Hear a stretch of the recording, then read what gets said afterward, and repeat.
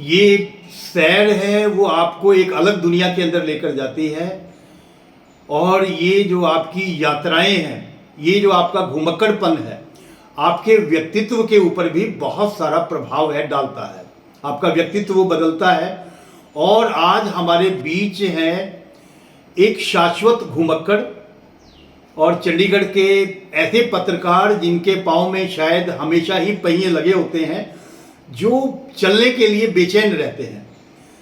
इस बार फिर ये पत्रकार जो कि centre for Ladakh and Jammu Kashmir studies के चंडीगढ़ चैप्टर से जुड़े हुए हैं, साथ ही वो पंचनद शोध संस्थान की चंडीगढ़ इकाई के अध्यक्ष हैं और चंडीगढ़ जर्नलिस्ट एसोसिएशन के प्रेसिडेंट भी हैं।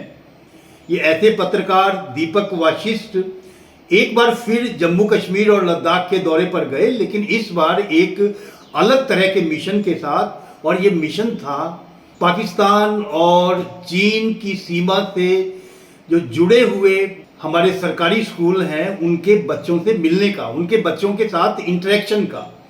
और इस इंटरेक्शन में उनके बहुत तरह के अलग तरह के अनुभव हुए और आज उनसे जानते हैं कि ये अनुभव कैसे थे। दीपक जी, आपका स्वागत है। नमस्कार। मैं ये जानना चाहूँगा कि आखिर आप गए क्यों?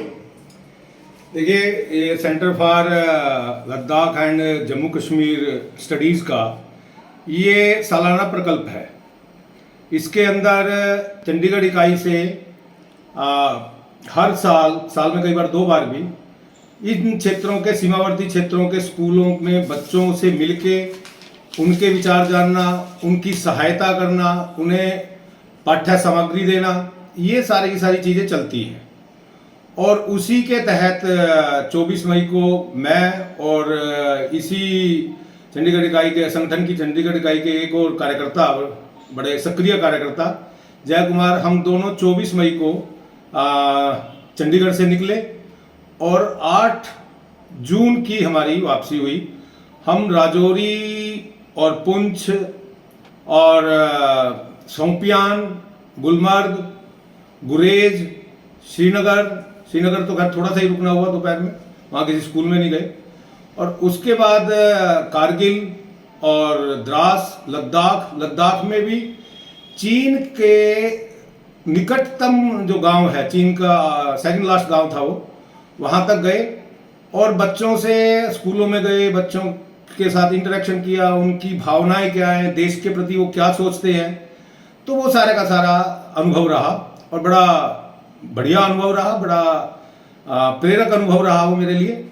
और उसके बाद फिर वहाँ से लद्दाख से अपना मनाली और मनाली के रास्ते फिर चंडीगढ़ 8 जून को पहुँचे। ये जैसा मतलब आपने बताया कि आप सीमावर्ती स्कूलों के अंदर, और वो भी सरकारी स्कूल है, उसमें गए।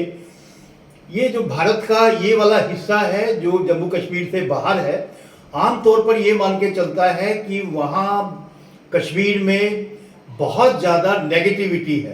क्या आप इन स्कूलों में गए, इन बच्चों के बीच में भी कुछ आपको वैसा मिला या कुछ अलग मिला?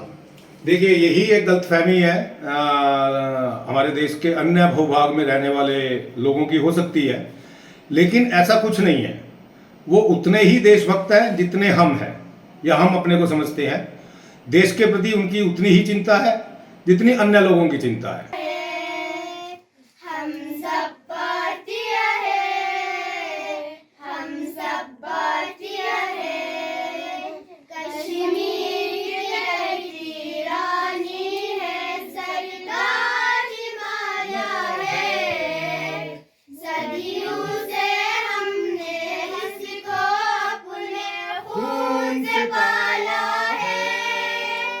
तो ये जो हमारे संगठन का प्रयास है कि यहाँ के बच्चे, यहाँ के स्कूल के बच्चे, क्योंकि वहाँ के बच्चों के बारे में समझे और वहाँ के बच्चे यहाँ के बारे में समझे, उसके लिए कुछ एक्सचेंज प्रोग्राम भी चलते हैं। अभी तक तो ये है कि लद्दाख के बच्चे ही या कश्मीर के रिमोट एरियाज के बच्चे हैं या सीमावर्ती स्कूलों के बच्चे हैं, वो यहाँ पे आया करते हैं। लेकिन अब ये भी एक विचार चल रहा है कि यहाँ के बच्चों को भी वहाँ पे लेके जाया जाए और उन बच्चों के साथ वो रहें, उनकी भावनाओं को समझें। और इसमें सहायता के नाम पे आपको लगेगा कि मैं अभी आपको दिखाता हूँ जो हमने वहाँ पे बच्चों में वितरित की इस तरह की कॉपियाँ हैं, साथ में pen, pencil, eraser, sharpener, geometry box और इस तरह का पेन्स, बैग्स। तो ये सारे के सारे सामग्री है वो उनको बच्चों को दी। अब आपको लगेगा कि ये बच्चों को इससे क्या फर्क पड़ता है। जो अपने नीचे के बच्चे हैं या अन्य क्षेत्रों के बच्चे हैं, अन्य राज्यों के बच्चे हैं, उनको शायद ये चीज सामान्य लगे, लेकिन वहां पे अगर किसी बच्चे की पेंसिल टूटती है तो कई गांव ऐसे हैं जिनके अंदर 5-5, 6-6 दिन जाके उनके पिता पेंसिल लेके आते हैं। तो उस पेंसिल की कीमत क्या है ये वहां के बच्चे जानते हैं।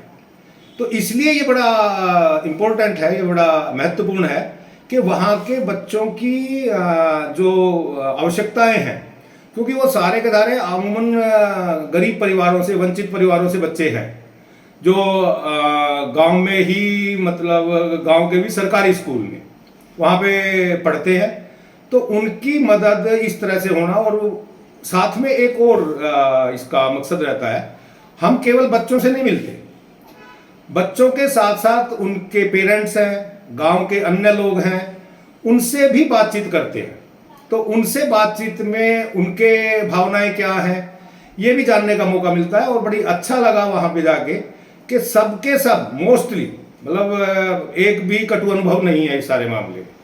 तो उनका जुड़ाव भारत के साथ है। और भारत, वो कई बच्चों से हमने बात करी तो मोस्टली जो गर्ल्स थी, लड़कियां थी, बच्चियां थी पढ़ने वाली, उनका ख्वाब डॉक्टर बनना था। सिर में डॉक्टर बनूंगी, मम्मी मेरी आंखों का नूर चाहिए, थोड़ा थोड़ा हंसना भी जरूर चाहिए, मम्मी मेरी आंखों का नूर चाहिए, थोड़ा थोड़ा हंसना भी जरूर चाहिए, गाना आए या ना आए गाना चाहिए, थोड़ा थोड़ा हंसना भी जरूर चाहिए, मम्मी मैं तो सबक पढ़ूंगी, फिर मैं इंजीनियर बनूंगी। लड़कों में सेना में जाने के लिए बहुत तैयार थे, मतलब जम्मू कश्मीर पुलिस में कोई भी जाने का नहीं पता चला। तो बच्चों से पूछा तो पुलिस में जाने के लिए किसी की इच्छा नहीं थी, लेकिन सेना में जाने का उनका बड़ा चाव रहा है और उसके लिए तैयारी भी। अभी आपने बताया कि वहाँ ज़्यादातर जो बच्चे हैं, खासकर जो बालक है वो सेना में जाना चाहता है, और जो बच्चियां हैं वो डॉक्टर या टीचर है वो बनना चाहती हैं। मतलब ये सपने आम भारत का जो बालक है जिस तरह से सोचता है, लगभग वैसे ही सपने हैं। क्या इसके अलावा भी उन बच्चों के जो सीमावर्ती क्षेत्र में रह रहे हैं और शायद बहुत लंबे समय तक वो जो पाकिस्तान की तरफ से जो फायरिंग होती है, शेलिंग होती है, उसका भी सामना करते हैं, तो उन बच्चों के सपनों में और आम भारत के बच्चों के सपनों में कोई आपको अंतर दिखाई पड़ा या एक जैसे ही सपने थे? नहीं, देखिए वहाँ पे जैसे हम स्कूलों में गए तो एक तो बड़ा अच्छा लगा वहाँ जाके स्टूडेंट और टीचर्स का रेशो। वहाँ पे एक स्कूल में मैं गया जिसमें गुरेज सेक्टर का स्कूल था, जिसमें केवल 23 विद्यार्थी थे, लेकिन उनके पीछे टीचर 6 थे। एक ऐसे स्कूल में गया जिसमें स्टूडेंट सिर्फ 10 थे, टीचर 6 थे। तो ऐसे में उनके ऊपर विशेष ध्यान वो टीचर भी देते हैं, अध्यापक भी देते हैं, और बच्चों में जो भाव है डॉक्टर या टीचर बनने का, हमारे यहाँ पे भी अमूमन ये चीज़, ये दूसरे राज्यों के बच्चों में भी ये चीज़ होती है, लेकिन उनकी लगन अलग तरह की है। मैं जिस गांव में 23 बच्चे थे, वहाँ से 3 बच्चे डॉक्टर हो चुके हैं रिसेंटली। मतलब अभी तो ये कोविड वाला समय में को तो निकाल दिया जाए, बल्कि इस कोविड के समय में भी एक बच्ची ने नीट क्लियर किया है और वो अब MBBS का एडमिशन उसमें हो गया है। तो मैं कह रहा हूँ कि वहाँ पे और रिमोट के गांव हैं, कहीं से 5 डॉक्टर निकल रहे हैं, कहीं से 3 डॉक्टर निकल रहे हैं। ये गाँवों की स्थिति है। और ऐसे ही टीचर्स जो मैं बता रहा था कि जो 6 टीचर हैं 23 बच्चों पे 10 बच्चों पे 6 टीचर हैं, वो आसपास के गांवों के ही हैं, वो कहीं दूर से नहीं है। तो ऐसे में उन बच्चों के ख्वाब अन्य प्रदेशों के बच्चों की तरह है ही है, लेकिन उनमें लगन कुछ जो अन्य राज्यों के बच्चे हैं उनसे ज़्यादा दिखाई दी मेरे को। आपकी जो ये यात्रा रही, इसमें सेना की भी एक भूमिका रही। सेना का जो ऑपरेशन सद्भावना चलता है, वो उस सीमावर्ती क्षेत्रों में, सीमावर्ती स्कूलों के अंदर है। उसने एक वहाँ सेना के प्रति, जैसा आप बता रहे हैं कि बच्चे सेना में जाना चाहते हैं, तो सेना के प्रति एक गुडविल है वो क्रिएट की है। तो आपके इस दौरे में सेना की जो ऑपरेशन सद्भावना है वो, या सेना की जो दूसरी भूमिका है वो आपको किस तरह से दिखाई पड़ी? देखिए, हमें लगता है कि सेना केवल सीमा की रखवालियों के लिए है। ये जो धारणा है इस सीमावर्ती इलाकों में जाके आपको बिल्कुल बदल जाएगी, क्योंकि वहाँ के लोगों के रोजमर्रा के जीवन में की जो उनकी आवश्यकताएं हैं उनको पूरा करने में सेना पूरा सहयोग करती है। अब मैंने कई स्कूलों में ऐसा गया, और वहाँ पे स्कूलों में जब हम स्टेशनरी बांटने जा रहे थे तो सेना के अधिकारी भी और सेना के जवान भी हमारे साथ जाया करते थे। कुछ तो सिक्योरिटी रीजंस थे कई जगह पे तो, लेकिन कई जगह सिक्योरिटी रीजन नहीं थे तो भी वो हमारे साथ जाते थे। और वहाँ के टीचर्स, एक गांव में मैं गया तो उसमें कंप्यूटर था गांव के अंदर, बहुत छोटा स्कूल था, कंप्यूटर था, लेकिन उनके पास प्रिंटर नहीं था। तो सेना के साथ हमारे जो अधिकारी गए थे उनसे रिक्वेस्ट करी उन्होंने, और उन्होंने कहा कि मैं प्रिंटर है वो भिजवा देंगे। तो ऐसे जब जरूरत पड़ती है स्कूलों को तो सेना उनकी सहायता करती है। और ये तो स्कूल का मामला है, लेकिन वहाँ के लोगों के आम जो जीवन है उसमें भी सेना उनका बहुत सहयोग करती है। और सेना के प्रति उन लोग, वहाँ के लोगों का बहुत रिस्पेक्ट सेना के प्रति उनमें मेरे को देखने में मिली। कुछ हमें पता चला है कि वहाँ सेना के जो अधिकारी हैं या सेना के जो दूसरे जवान हैं, उन्होंने कुछ बच्चों को, जो सीमावर्ती क्षेत्र के बच्चे हैं, उनको गोद भी लिया है। तो वो कैसी स्थिति है? अरे वाह, वो बड़ी प्रेरक वो है, अनुभव है मेरे लिए। ये था एक गुलमर्ग से जहाँ सेना की एस्टेब्लिशमेंट थी, उससे आगे एक गांव था। गांव नहीं कहेंगे, उसमें 5 या 6 घर थे गुज्जर बकरवाल के। तो वहाँ की एक बच्ची को एक सेना के बड़ी वरिष्ठ अधिकारी रहे गुलमर्ग में उस समय में, तो उन्होंने गुरेज में, तो उन्होंने उसे गोद लिया हुआ है। तो उसके लिए हमें बाकायदा उन्होंने कहा कि उस बच्ची को आप ये पाठ्य सामग्री जरूर दे के आना, और साथ में कुछ अन्य, और मेरे ख्याल से एक बीपी की मशीन वगैरह कुछ ऐसा भी था शायद, BP monitoring machine, BP monitoring machine, वो भी। और बाद में उस बच्ची ने अपने उन सैन्य अधिकारी के लिए एक वीडियो भी मतलब हमारे साथ शेयर किया, उसने उनका धन्यवाद किया। और वो बच्ची जहाँ तक भी पढ़ना चाहेगी उसमें वो सैन्य अधिकारी है वो उसकी पूरी मदद करेंगे। और वो भी बड़े, बाद में उनसे बात हुई तो वो भी बड़े खुश हुए कि आप उस गांव में गए और उस बच्ची को और परिवार के अन्य बच्चों को हमने वो सामग्री दी। तो बड़ा आनंद रहा और बड़ा अच्छा लगा वहाँ जाके। तो आपने जैसा बताया कि आपने वहाँ ये जो पाठ्य सामग्री है स्कूलों के अंदर वितरित की, तो ये कोई आम पाठ्य सामग्री है या कुछ विशेष तरह की पाठ्य सामग्री है जो आपने दी? हाँ, ये मैं आपको दिखाऊं, ये अभ्युदय करके एक संगठन है जिसने ये कापी हमारे लिए भिजवाई। और आपको ये कापी सामान्य कापी लगेगी कि, लेकिन ये सामान्य कॉपी नहीं है। इसके यहाँ पे अपना राष्ट्रीय गान है वो लिखा हुआ है।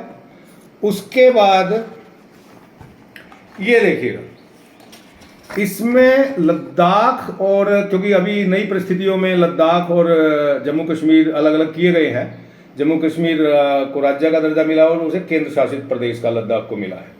लेकिन इस नक्शे की विशेषता ये है कि इसमें पाकिस्तान ने जो हमारा क्षेत्र हथियाया है, हड़पा है, और चीन ने, वो भी इस नक्शे में मेंशन किए गए हैं, दिखाए गए हैं।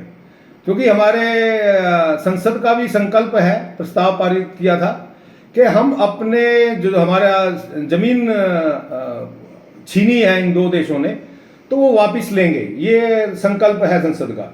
तो उस संसद के संकल्प को इस मानचित्र में दिखाया गया है, और इसके अंत में ये भारत का पूरा मानचित्र है, और वो ये लद्दाख और अपना जम्मू कश्मीर, ये इसका एक भाग है। दूसरा मैं आपको दिखाता हूँ, ये एक है इंडिया पॉजिटिव सिटीजन। अब इसमें क्या है कि इसका उद्देश्य क्या है?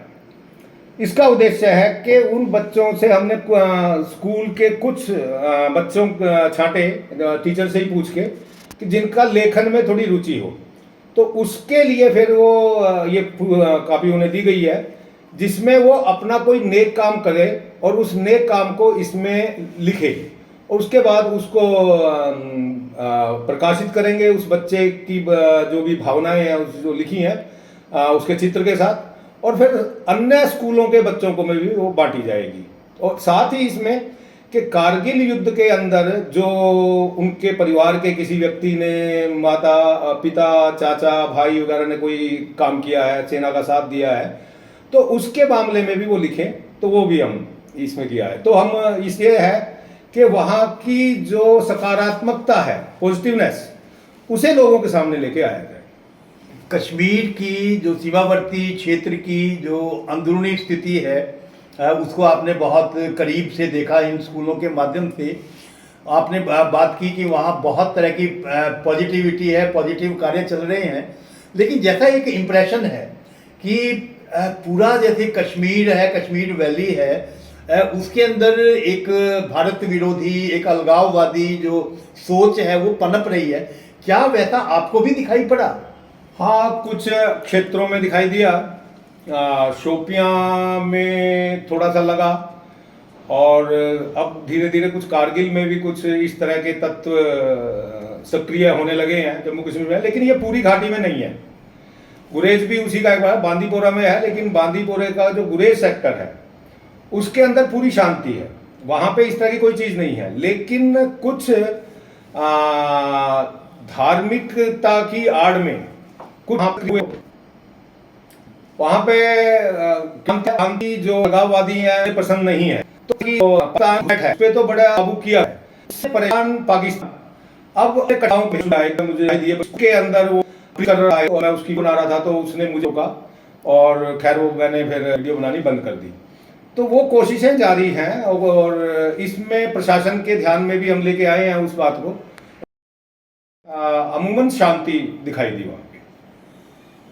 तो आप वहाँ गए, बच्चों से मिले, और जो लगता है कि शेष भारत से, भारत के अन्य राज्यों से टूरिस्ट तो कश्मीर पहुँचने शुरू हो गए, लेकिन जो अंदरूनी इलाके हैं कश्मीर के, उसमें स्कूल में बच्चों से मिलने के लिए शायद ही कोई पहुंचता होगा, और आप उन चंद लोगों में से हैं जो उन स्कूलों में पहुंचे।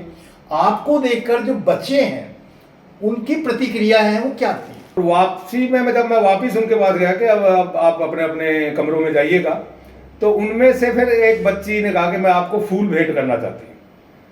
तो मेरी तो खैर बड़ा आँख सी भी भर आई उस समय में। तो वो दृश्य और वो उनका प्यार, वो ना भूलने लायक चीज़ है जो उनसे मिला मेरे को, उन बच्चों से। आपका जो संगठन है वो, क्योंकि आप लगातार 2010 से कश्मीर और लद्दाख के सीमावर्ती स्कूलों के अंदर जा रहे हैं, आपने बॉर्डर को भी बहुत पास से देखा है, और यहाँ आप आकर यहाँ के चंडीगढ़ के, पंचकुला के, मोहाली के स्कूलों में उस बॉर्डर के बारे में भी बताते हैं। मतलब है तो वो आपका नो योर बॉर्डर जो कार्यक्रम है वो किस तरह का है, थोड़ा उसके बारे में भी बताएं। मैं इसमें थोड़ा सा एक चीज़ और जोड़ना चाहूँगा कि हम जम्मू कश्मीर और लद्दाख ही नहीं, जो हमारा राजस्थान और ये गुजरात, भुज और जैसलमेर, यहाँ पे भी ये शुरू किया है, ये स्कूलों में जाने का। पिछले साल गए थे कोविड के दौरान ही जय कुमार जी। तो ये पूरे का पूरा बॉर्डर जो पाकिस्तान के साथ लगता है वो गुजरात से लेके लद्दाख तक, तो वहाँ तक हम ये कर रहे हैं। और उसमें जो आपने पूछा कि नो योर बॉर्डर्स हम यहाँ के स्कूलों में कार्यक्रम करते हैं, उसका उद्देश्य है बेसिकली कि यहाँ के बच्चों को बॉर्डर्स के मामले में नहीं पता, तो उन्हें बॉर्डर की अहमियत, अपनी सीमाओं की रक्षा कैसे हो रही है, सीमा पर रहने वाले लोग, सीमा पर रहने वाले विद्यार्थी, उनके हालात कैसे हैं, उसके विषय में उन बच्चों से बात करते हैं, उनको उसकी जानकारी देते हैं। तो उससे वो बच्चे अपना जुड़ाव महसूस करते हैं उन बच्चों के साथ, और वो हमें फिर ये डोनेट करते हैं, ये कापी पेंसिल, ये अन्य संगठन भी हैं लेकिन मोस्टली वो इन स्कूलों के बच्चे ही हैं। उनसे फिर एकत्रित करके फिर हम इन बच्चों को बांट जाते हैं। फिर उन बच्चों की भावनाएं हैं, जो यहाँ के बच्चों की भावनाएं हैं, वहाँ सीमावर्ती क्षेत्रों के, गाँव के स्कूलों के बच्चों को बताते हैं और उनको फिर यहाँ के मामले में बताते हैं। एक आपने कुछ जो पराक्रमी सैनिक हैं उनकी कहानियाँ जम्मू कश्मीर और लद्दाख के गांव तक पहुंचाने का एक प्रकल्प है, वो भी शुरू किया है। वो प्रकल्प अभी तो शैशवावस्था में है, वो किस तरह का है, थोड़ा सा उसके बारे में भी बताएं। हाँ जी, ये एक नया प्रकल्प है और बच्चों में राष्ट्रीयता की भावना आए, इसके लिए ये शुरू करने की अभी कोशिश है। और उसमें एक बड़े सैन्य अधिकारी हैं, उन्होंने सहयोग का आश्वासन दिया है। वो है ये जो हमारे परमवीर चक्र जिन्हें मिला सेना के अपने बहादुर सैनिकों को, और अशोक चक्र जिन्हें मिले, तो उनके रेखांकन की ये एक वो है अपना कॉमिक्स में के रूप में उनकी कहानी है सारी की सारी, लेकिन ये इंग्लिश भाषा में है। तो वहाँ सेना के अधिकारी ने हमें आश्वासन दिया है कि वो इसको वहाँ की लद्दाख की जो भोटी भाषा है उसमें इसको का अनुवाद करवा के वो फिर इसे छपवाने का काम हम करेंगे। लेकिन ये एक सोचा है और मुझे लगता है कि ये हम कामयाब होंगे इस प्रकल्प के रूप में, इसको हम धरातल पर लेके आएंगे। निश्चय ही कामयाब होंगे। जब 2010 से आप लगातार इस कार्य के अंदर जुड़े हुए हैं तो कामयाबी आपको मिल भी रही है और भी मिलेगी। और क्योंकि आपने कुछ समय पहले जम्मू कश्मीर या लद्दाख के बच्चों को चंडीगढ़ के परिवारों में लाकर रखा, तो क्या वो कार्यक्रम है, कोविड की वजह से वो कार्यक्रम रुका होगा, क्या वो कार्यक्रम है दोबारा भी शुरू करने की कोई योजना है? नहीं, वो तो चलेगा। वो तो क्योंकि ऑपरेशन सद्भावना का ही वो पार्ट है, वो केंद्र की भी योजना है और तो वो तो चलेगा। हम तो उसमें ये जोड़ना चाह रहे हैं कि यहाँ के बच्चे वहाँ तक जाके उनके साथ इंटरेक्ट करें, वो तो चलता रहेगा। मुझे लगता है भी यहाँ के बच्चों को अगर वहाँ सीमावर्ती स्कूलों के अंदर हम लेकर पहुँचेंगे, अगर उसमें कामयाब रहे, तो एक जो नई जो पीढ़ी है उसका जो पर्सपेक्टिव है, उसका जो नज़रिया है, उसमें आमूल चूल परिवर्तन है, वो आ सकता है। और इसी के साथ मैं दीपक जी है उनका धन्यवाद करता हूँ कि उन्होंने हमारे लिए समय निकाला और हमारे दर्शकों को सीमावर्ती स्कूल, सीमावर्ती बच्चे, सीमावर्ती अध्यापक, सीमावर्ती पेरेंट्स, उनकी सोच, उनका नज़रिया और उनकी आकांक्षाएं, उनकी इच्छाएं, उनके सपने हैं, उनके बारे में जानकारी दी। धन्यवाद।